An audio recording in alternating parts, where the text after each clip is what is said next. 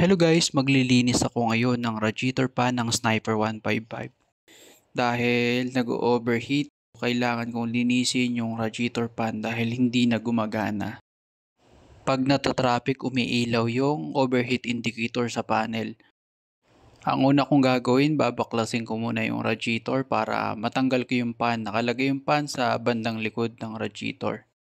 Ngayon, tatanggalin ko muna yung dalawang bolt para matanggal ko yung radiator. Ayan, natanggal ko na yung dalawang bolt. Ngayon, natanggal ko na yung radiator. Ang susunod kong gagawin, tatanggalin ko muna yung socket ng pan. Natanggal ko na ngayon yung radiator pan. Babaklasin natin yan para malinis yung loob. Ang gagamitin ko panlinis RS8 CVT cleaning. Ang una kong gagawin, babaklasin ko yung pan blade. Ayan, tinatanggal ko. Ginamitan ko na lang ng pliers kasi maliit masyado yung nut na nakakabit sa pan. Ang susunod na gagawin ko, tatanggalin ko yung bracket ng pan. Ngayon, natanggal ko na sa bracket. Bubuksan ko na yung pan. Bago natin mabuksan, kailangan natin gumamit ng flat screw. Medyo madali na lang buksan kasi ilang beses ko na itong binuksan, siguro mga 4 na beses na. Madali na, pero pag bago, medyo mahirap buksan kasi silyado yan. Ngayon, nabuksan ko na yung pan. Ito na nga, medyo madumi na nga. Nahihirapan ng umikot yung pan.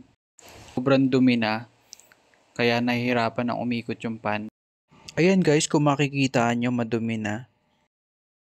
Gagamitan ko rin ng liha, yung may mga kulay itim para matanggal. Ang gagamitin kong liha, yung number 1000, yung pinong-pino. Yan, medyo makintab na, nagiging kulay gold na ulit. Ngayon ang susunod na gagawin ko, lilinisin ko na gamit ang RS8 CVT cleaning. Sisimulan ko ng isprehan para matanggal yung mga dumi sa loob.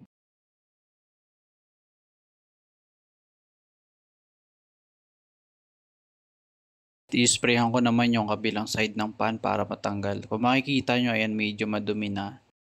Yan yung dahilan kung bakit hindi na gumagana yung pan dahil madumi na yung pinakaloob ng pan, kailangan ng linisin. Isa ito sa mga issue ng Sniper 155 yung nag-overheat. Pagkatapos kong sprayhan, pupunasan ko hanggat sa matuyo. Mas maganda pagka bugahan ng hangin ng compressor para mas tuyong-tuyo talaga. Ngayon, tapos ko na linisin yung pan. Ang gagawin natin, ibabalik na natin para matest na natin kung gagana na ulit. Madali lang siya ikabit. So, ayan, ibabalik na natin. Ayan guys, bubuhin ko na ulit yung radiator pan tapos ko nang linisin. Ayan, nabuo na. Susunod, ikakabit ko na ulit sa bracket. Ang huling ikakabit ko yung pan blade. Ngayon guys, nabuo ko na ulit. Ikakabit ko na yung socket para matest ko na kung gagana ulit. Ayan, gumagana na ulit. Ang lakas na ng pan, parang bago.